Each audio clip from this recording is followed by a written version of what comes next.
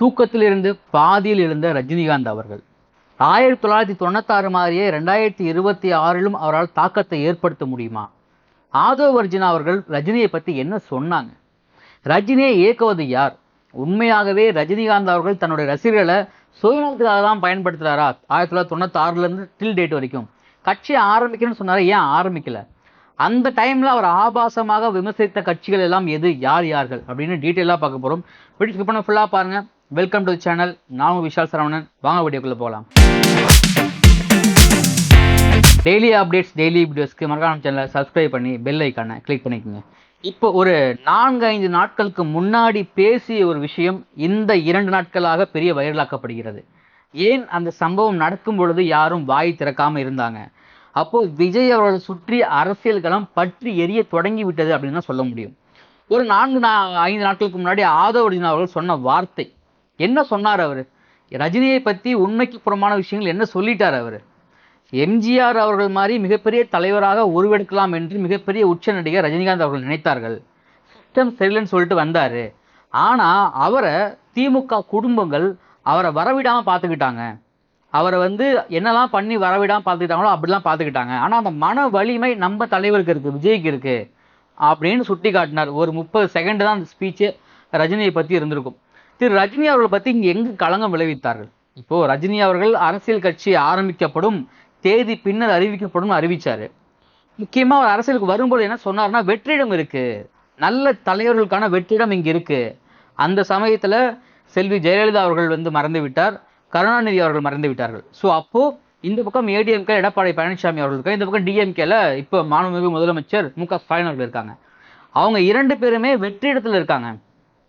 பெரிய ஆளுமை இல்லை, சிஸ்டம் சரியில்லை, அதனால அரசியலுக்கு வரேன், அரசியலுக்கு தேவை இருக்குது. என்ன கோட்பாடோடு உள்ள வரீங்க?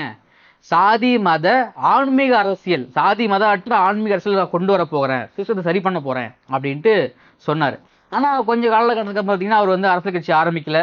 அவர் கொரோனா காலங்கள் தன்னுடைய உயிர் அப்புறம் மற்ற நம்பி வரவங்க உயிரெலாம் வச்சு நான் ஆரம்பிக்கல அப்படின்னு சொன்னார். ஆனால் அவர் சொன்ன விஷயம் வெற்றிடம் இருக்குது, நல்ல தலைவர்கள் இங்கே இல்லை அப்படின்னு சொன்னார். அது மட்டும் இல்லாமல் அப்போ இன்னொன்று சொன்னார், தூத்துக்குடி துப்பாக்கி சம்பவம் அப்போ தான் நடந்துச்சு.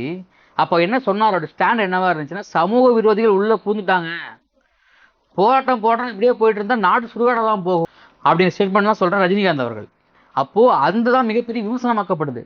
போராட்டம்னு சொன்னால் நாடு சுடுகாடு ஆகிடும், போராடவே கூடாது. அப்போ மக்கள் எல்லாமே நிறைய மக்கள் 2026 இப்போ வரைக்குமே தன்னுடைய உரிமையை போராடி தான் வாங்க வேண்டியதாக இருக்குங்க. அது ரஜினிகாந்த் அவர்கள் தெரியவே இல்லை. இதுதான் ரஜினிகாந்தோட அரசியல், அவருடைய அரசியல் நிலைப்பாடு இதுதான்.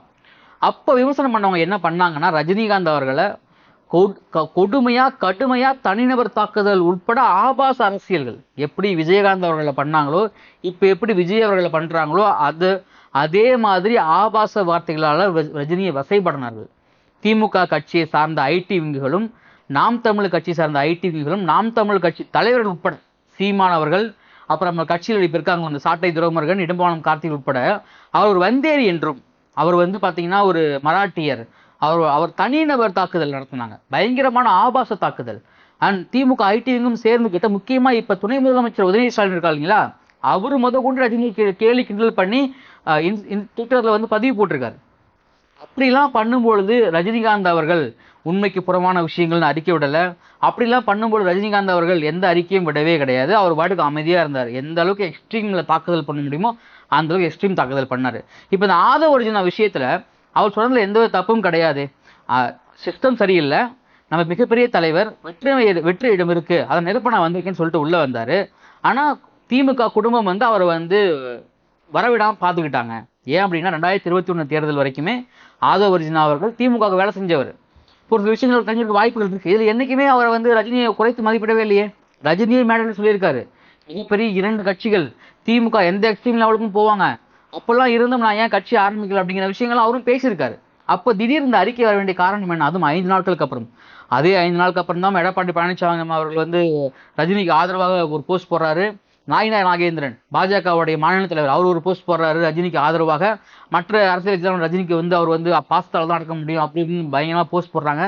அன்னைக்கு யாரும் பேசவே இல்லை அதை பற்றி. இன்னைக்கு கரூர் துயர சம்பவம் காரணமாக செந்தில் பாலாஜி அவர்களை விசாரணைக்கு சிபிஐ கூப்பிட்டுருக்காங்க. இந்த செய்தி எத்தனை ஊடகங்களில் அப்டேட் கொடுத்துருக்காங்க, எத்தனை ஊடகங்களில் சொல்லியிருக்காங்க. இதே விஜய் அவர்கள் நேற்று போகும்பொழுது 1 மணிக்கு ஒரு அப்டேட் நியூஸ் கார்டு போடுறாங்க. அதே மாதிரி இது விழாத்துக்குளம் விஷயத்தை எத்தனை டிபேட் பண்ணியிருக்காங்க. அதை பத்தி யாரும் பேசவே கிடையாது. அப்போ விஜய் அவர்களை ரஜினிகாந்த் அவர்கள் மூலியமாக ஒடுக்க நினைத்திடலாம்.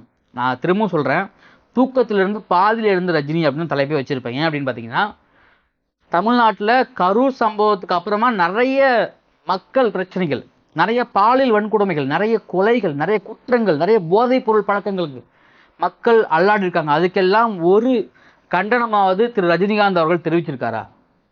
தெரிவிக்கவே மாட்டார். அவர் கரூர் துயரம் கண்டு துடித்தேன் அப்படின்னு ட்வீட் போட்டாரு. அதுக்கப்புறம் வந்து பாத்தீங்கன்னா, விஜய் இப்போ ஆதவ அர்ஜுனா வந்து உண்மைக்கு புறமான விஷயத்த சொல்லிட்டாரு, எனக்கு ஆதரவு அளித்ததுக்கு நன்றின்னு சொல்லி ஒரு அறிக்கை வெளியிட்டிருக்காரு. அப்போ ரஜினி வந்து ஒரு பக்கா சுயநலவாதி.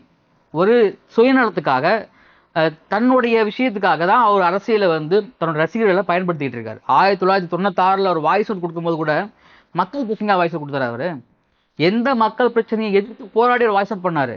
அவருடைய பர்சனல் ஈகோ ட்ரிகர் பண்ணாங்க அம்மையார் செல்வி ஜெயலலிதா அவர்கள். அந்த பர்சனல் ஈகோவால எனக்கு மிகப்பெரிய ரசிகர் பணம் இருக்கு, பார்க்க நான் காட்டிட்டோமா அப்படின்னு தான் காட்டினாரு 96. ஆனா அப்பயுமே அவர் ரசிகர்களை ஏமாற்றினார். அவர் அரசியலுக்கு நேரடியாக வரல. அவர் வருவார் நம்பி நிறைய பேர் வந்து ஏமாந்து போனாங்க. 2020 நடந்த அதே தான் நடந்துச்சு. ஏமாந்து போனாங்க நிறைய பேர். அப்போ தன்னுடைய சுயநலத்துக்காகவே அரசியல் 25 வருஷமா பேசிட்டு இருக்க ஒரே ஆள் யாருன்னா திரு ரஜினிகாந்த் அவர்கள் தான். அவருடைய சுயநல அரசியலால மக்களுக்கு ஒரு பலனும் இல்லை. இங்க விஜய் அவர்களுடைய எழுச்சி, விஜய் என்டிஏ கூட்டணி கூட சேர மாட்டேன்னு சொல்லிட்டாரு. அதற்காக இது நாள் வரைக்கும் விஜய்க்கு ஒத்து ஊதி கொண்டிருந்த ஒரு சிலர் அதிமுக மற்றும் பாஜக ஆதரவாளர்கள் இப்பொழுது விஜய் வசைப்பட ஆரம்பிக்கிறார்கள். ரஜினிகாந்த் அவர்களுடைய ரேஞ்ச் தெரியுங்களா? 96 கிடையாதுங்க, இது 2026. நீங்க சொல்றீங்களா அந்த 1%, 2% ரஜினி ரசிகர்கள் இருக்காங்க இல்லைங்களா, அவங்களே முதல்ல ரஜினிக்கு ஓட்டு போட மாட்டாங்க. அவர் கட்சி ஆரம்பித்தாருன்னா அந்த ஓட்டு ரஜினிக்கு விழாது. ஏன்னா அவங்க மற்ற கட்சிகள் இருப்பாங்க, அவங்களாம் வந்து ஆண்டு அனுபவித்து தன்னுடைய கடைசி காலகட்டத்தில் இருப்பாங்க ஒரு சில பேர்லாம். ஸோ அவங்களுக்கு ஓட்டு வராது. இப்போ வந்து விஜய் அவர்கள் மிகப்பெரிய தப்பை செய்து விட்டார், அவர் வந்து அப்படி இப்படின்னு உருட்டிட்டு இருக்காங்க. ஒன்றும் இல்லை, தயவு செஞ்சு ரஜினியை சுற்றி நடக்கிற அரசியல்ல ரஜினி புரிஞ்சுக்கணும். அவரு புரிஞ்சுக்கலையா? சுற்றி இருக்கிறவங்க புரிஞ்சுக்கணும். ஏங்க 96 இல்லைங்க, 2026 களம் வேற, காட்சிகள் வேற, மாற்றங்கள் இருக்கும். அப்படி நீங்க வந்து மிகப்பெரிய ஒரு ஆட்சி மாற்றத்தை ஏற்படுத்தக்கூடிய அப்படின்னா 2020 கட்சி ஆரம்பிக்காத போது 2021 உங்க ஆதரவு தெரிவிச்சிருக்கலாமே. ஏன் உங்க ஆதரவு யாருக்கும் நீங்க தெரிவிக்கல? ஆட்சி மாற்றத்தை ஏற்படுத்திருக்கலாமே. அப்ப இருக்கிற மற்ற கட்சிக்கு நீங்க சொல்லி ஆட்சி மாற்றம் ஏற்படுத்திருக்கலாமே. அது முடியாது. உங்களுக்கே தெரியும் உங்களுடைய பலம் என்ன அப்படின்னு இப்ப 2026. அப்ப விஜய் அவர்கள் எப்படியாவது வீழ்த்த வேண்டும்.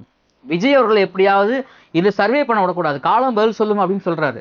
காலம் பதில் சொல்லும் கண்டிப்பாக. விஜய் அவர்கள் மீது கட்டவிழ்த்தப்படும் அனைத்து கட்டுக்கதைகளுக்கும் காலம் கண்டிப்பாக பதில் சொல்லும்.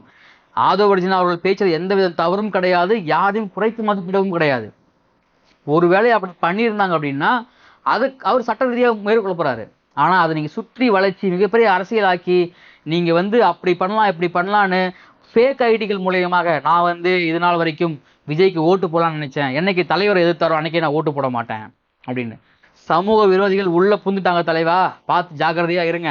தன்னுடைய உடல்நிலை காரணம் பட்டு நீங்க அரசியலுக்கு வராம போனீங்க. ஆனா அதுக்கப்புறம் நீங்க எத்தனை ஆக்ஷன் படம் நடிச்சிருக்கீங்க? டூப்பே போட்டிருந்தாலும் எத்தனை படம் நீங்க நடிச்சிருக்கீங்க? அதுக்கப்புறம் ஏன் ஓய்வு எடுத்துருக்கலாமே? முடியாது. ஏன்னா உங்களால 200 கோடி சம்பாதிக்கணும் ஒரு படத்துக்கு. அது உங்களை விட்டு போகாது. நான் தான் நம்பர் 1 அப்படின்னு நீங்க நிரூபிக்கணும். அது உங்களை விட்டு போகாது. தன்னுடைய சுயநலத்துக்காக என்ன வேணாலும் பண்ணக்கூடியவர் தான் ரஜினி அவர்கள் அரசியல்ல. அதுக்காக தன்னுடைய ரசிகர்களை எப்படி வேணாலும் பயன்படுத்திக் கொள்வார் அவர். அப்போ தன்னை மாதிரி ஒரு நடிகர் திரும்பவும் அரசியலுக்கு வந்து தன்னை விட மிகப்பெரிய ரசிகர்களை கொண்டு அரசியலில் ஜெயிச்சுட்டா நம்மள கேள்விக்குறி ஆக்கிடுவாங்க அப்படிங்கிற ஒரு பயம் உங்களுக்கு இன்னும் இருந்துகிட்டே இருக்கு. தயவு செஞ்சு மக்கள் மேல நீங்க அக்கறை காட்டவில்லைன்னா கூட பரவாயில்ல, ஆனா உங்களுடைய சுயநலத்துக்காக மற்றவர்களை தோற்றி பேசாதீங்க. நீங்க அப்படி உங்க மக்கள் மேல உண்மையான அக்கறை இருந்துச்சுன்னா மக்கள் பிரச்சனையை பத்தி பேசுங்க. எவ்வளவு சட்ட ஒழுங்கு பிரச்சனை நடக்குது, எவ்வளவு பெண்களுக்கு எதிரான குற்றங்கள் நடக்குது, எவ்வளவு பெண்கள் பாலியல் கொடுமை பண்றாங்க, அதை பத்தி பேசுங்க. அதை பத்தி பேசி மக்களுக்கு விழிப்புணர்வு ஏற்படுத்துங்க. அதை விட்டுட்டு சுயநலத்துக்காக பண்ணக்கூடிய நீங்க ஒவ்வொரு அரசியலும் உங்களுடைய உண்மை முகத்தை தோலுரித்து காட்ட கொண்டுதான் இருக்கிறது. இது அப்பட்டமான உண்மை. கருத்துக்கள் கமெண்ட்ல பதிவு பண்ணுங்க. இந்த விஷயத்துல யார் செய்தது தவறு? ரஜினிகாந்த் அவர்கள் செய்த தவறா, ஆதவ அர்ஜுனா செய்தது தவறா? கருத்து கமெண்ட்ல பதிவு பண்ணுங்க. வீடியோ பிடிச்சவங்க ஃப்ரெண்ட்ஸ் ஷேர் பண்ணுங்க, லைக் பண்ணுங்க, முடிஞ்சா ஒரு ஹைப் ஒன்று பண்ணுங்க. டெய்லி வீடியோஸ் மறக்காம சப்ஸ்கிரைப் பண்ணுங்க. மீண்டும் அடுத்த சந்திக்கிறேன். நான் விஷால் சரவணன். நன்றி, வணக்கம்.